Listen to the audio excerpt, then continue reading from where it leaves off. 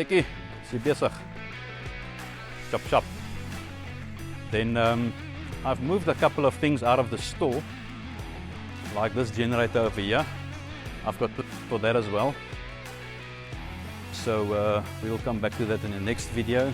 Koos is busy with a 1013 6-cylinder. It's a truck spec engine. It comes from a FAW dump truck. We're just slowly stripping the engine and then taking a lot of photos to show the customer. He wants a really in-depth, detailed assessment of the engine. So we'll measure before we take off the rockers. We'll also just check the clearances to see what it was. We found that there's water mixing with oil inside the engine.